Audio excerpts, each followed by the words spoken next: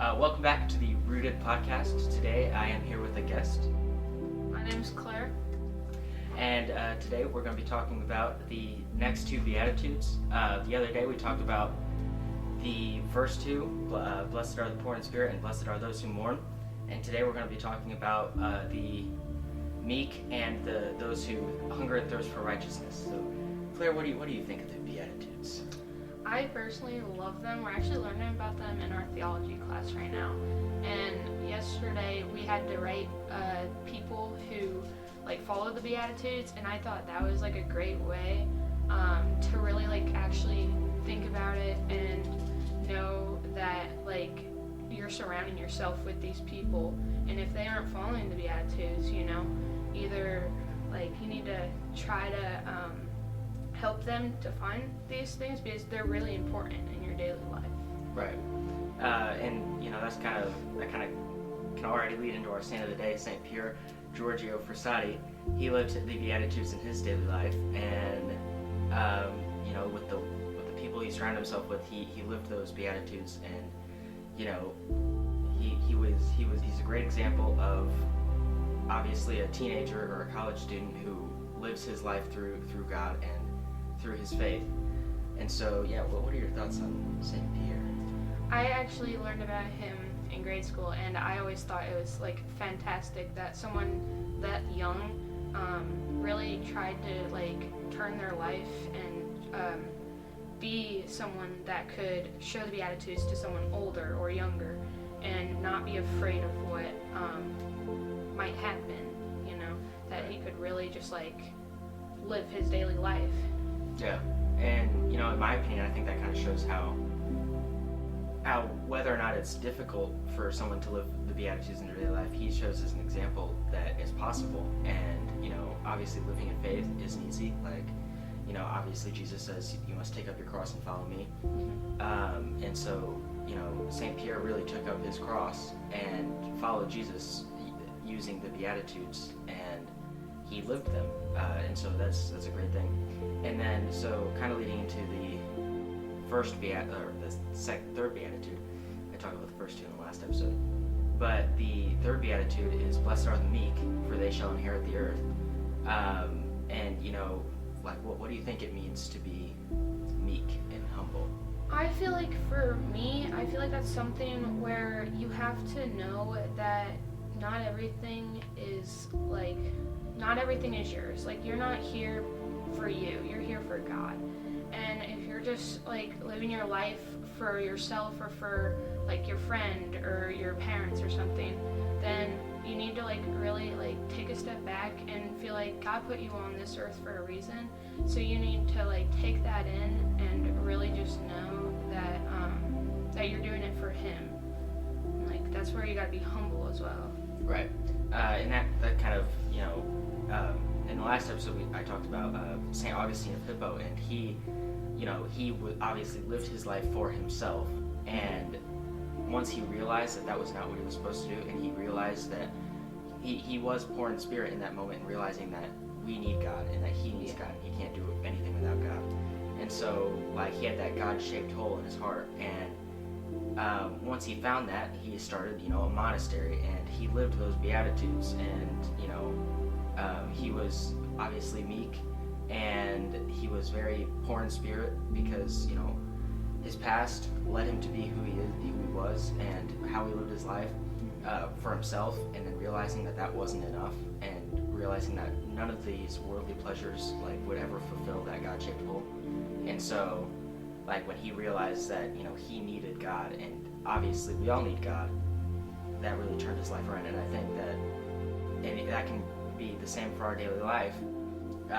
Obviously, there have been times where I've, lived my life for what I want to do, not what God wants, and try to make my plan, which obviously is stupid. Yeah. And God's plan is obviously the better plan. Yeah. In every case. Yeah. And so, kind of looking to obviously St. Augustine and St. Pierre, they're great examples of the Beatitudes, because, obviously they're, I guess not for St. Augustine, but St. Pierre was a young person, and he lived his life for the Beatitudes, and he lived his life for Christ. And St. Augustine in my opinion, is a little bit more relatable in terms of our sinfulness, because he really turned his life around once he realized how sinful he was, and realizing that he needed God, and we can't do it without God, kind of like how I said before. Yeah. And he really turned his life around after he realized that, and so that kind of leads us into the next one. And St. Pierre also fulfills this beatitude.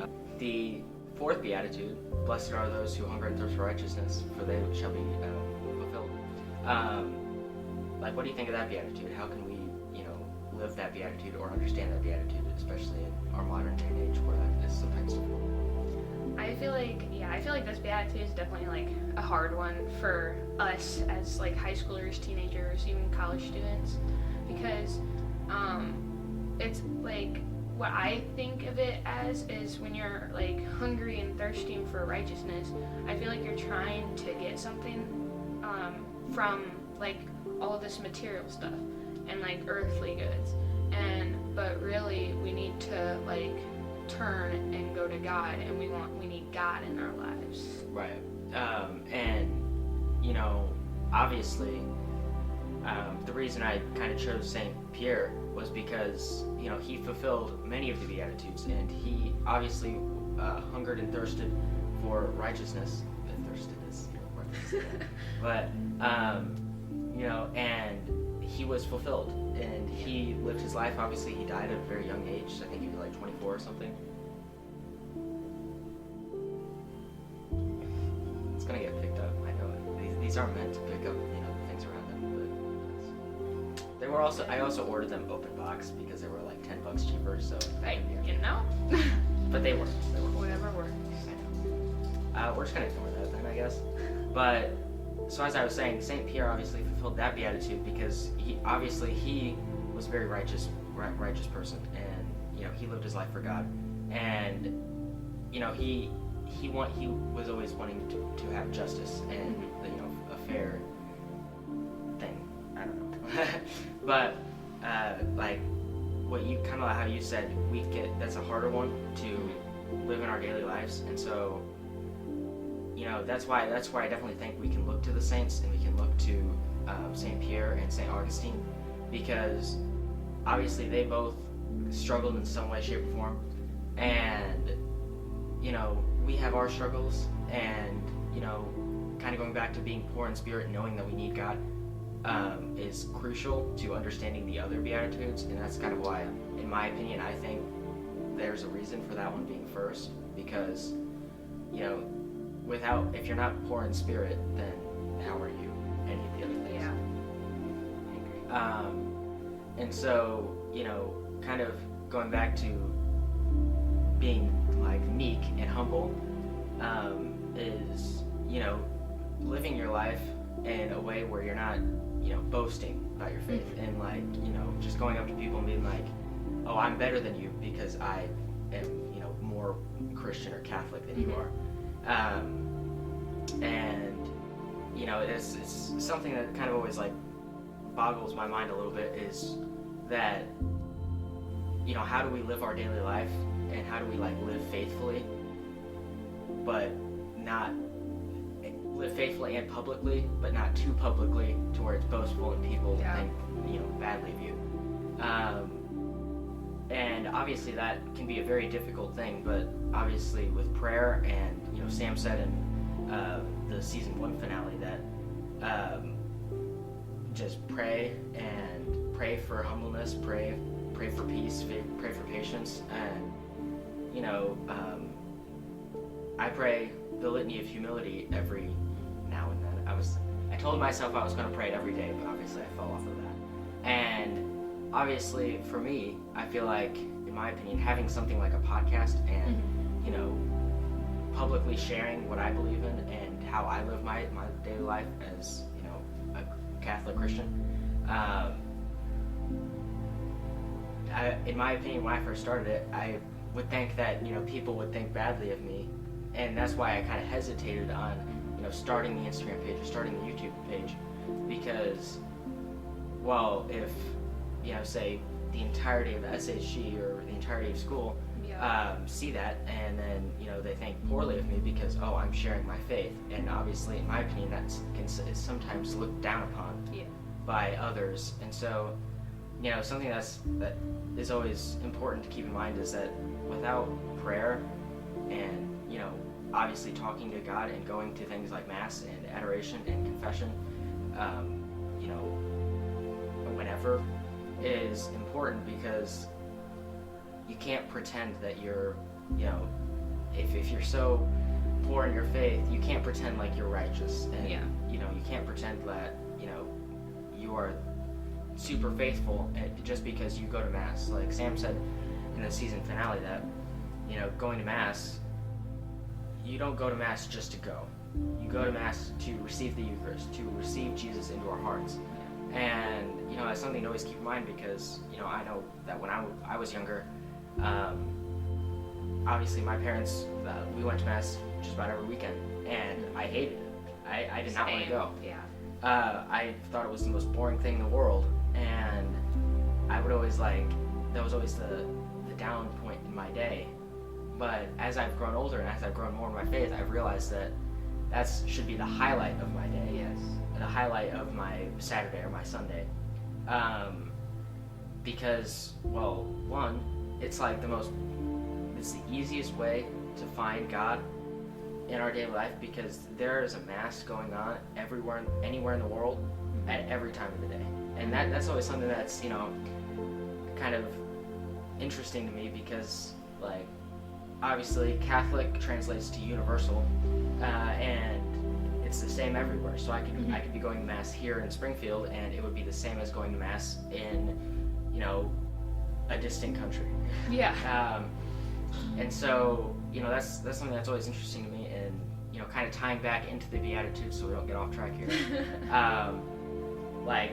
Being poor in spirit and being obviously meek and thirsting for righteousness, that's a important concept to keep in mind when you go to Mass, when you go to confession, and pray on those things and pray for those things, because obviously it is a very difficult thing to live those Beatitudes. And in my opinion, Jesus kind of humbles us a lot of the time, because we are very righteous, and going into the Bible, Jesus humbles a lot of people. Oh yes. And even I know I've watched The Chosen, and Jesus seems like a very kind of a comedic relief in that show a little bit. But when I'm watching it is also really similar to the Bible, because obviously they get most of their ideas from the Bible. Yeah. And just being able to watch that in person and seeing that on the TV instead of reading in a book has always been more engaging to me. But once I open my Bible for the first time, it's like, man, well, I've been missing out on this the whole time. And that's something I've really been doing. I started listening to the Bible in a Year podcast, and so I kind of it's kind of like reading any book. You're like, man, that happened? Wait, what the heck? Yeah. And so, that's always interesting to me. And, being able to watch the Sermon on the Mount, whether or not it's, actually biblically accurate, is a very interesting way to me, because it's more engaging in the way that the tone and the voice of, obviously what it sounds like, instead of reading it and misinterpreting it, because I feel like that happens in the Bible a lot, is that we misinterpret it, and then it turns into this whole debate where I'm right, you're wrong, and obviously that's not correct. Yeah. And so, what are your thoughts on that? Would you prefer do you prefer watching things on TV, for instance, The Chosen over the Bible, or would you rather get your facts from the source, from the Bible? Because obviously there's different ways to do that. I go to the Bible for most of the concepts that I have in the podcast. I wouldn't go and watch an episode of The Chosen and be like, I'm going to talk about that. Yeah. So I feel like for me, as someone who hates reading, I do like watching The Chosen. We actually started watching it in 8th grade, and I was like, wow, this actually is a really good depiction of the Bible and of Jesus' everyday life. But now that I'm in high school, I started Bible study with some of the people at school, and I've realized like I need to read the Bible more. I've been struggling with that recently. I still, open it, hopefully, like, every other day, most likely. But I mean, yes, I'm trying to get better opening it every day, reading it, and really interpreting it, because I feel like sometimes I look at it like a textbook, and I'm just like, reading passages on passages, not getting anything out of it. But when you really, like, stop, read one verse or one chapter at a time, and you reflect on it, you write notes, or you answer questions or something like that, you really get that sense of like, I am doing this and I am getting something out of it. I am getting God out of it. Right.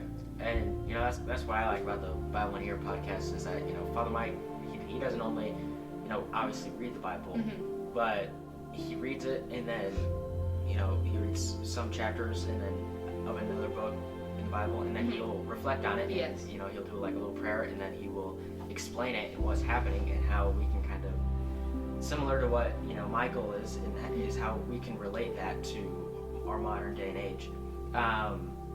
Obviously, I'm not taking passages from the Bible and posting that or whatever, but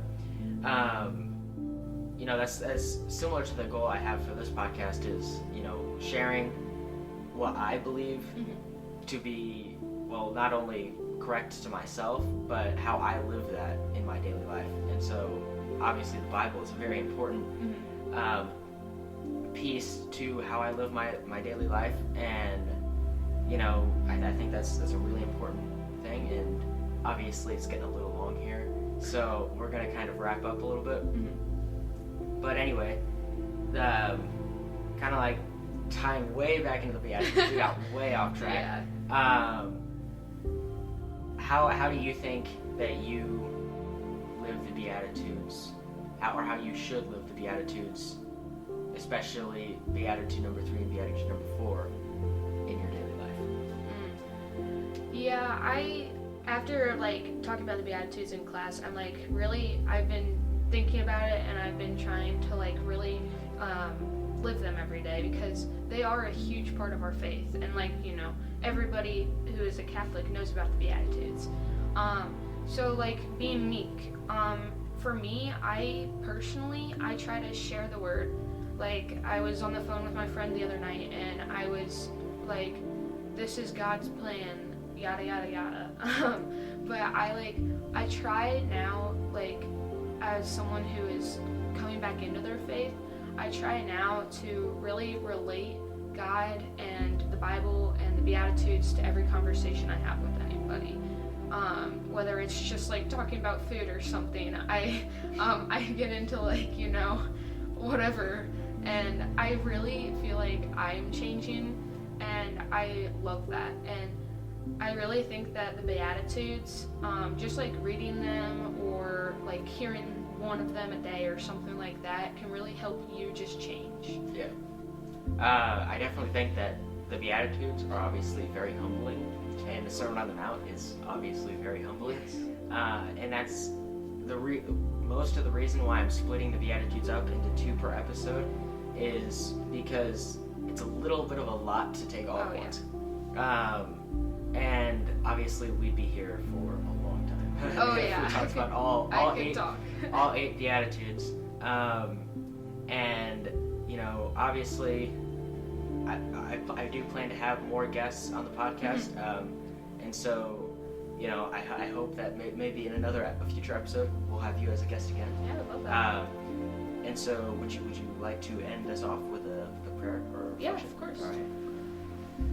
God, I just want to pray for everybody who's listening to this, watching this. I want to pray for anybody who's struggling with living the Beatitudes in their daily lives, that they can turn to you, open up their Bible, read the Beatitudes, listen to the Sermon on the Mount, anything like that, and that they can really take it in and reflect on all of these 8 Beatitudes, and really try to live their daily lives for you. In your name we pray. Our Father, hallowed be thy name. Thy kingdom come, thy will be done on earth as it is in heaven.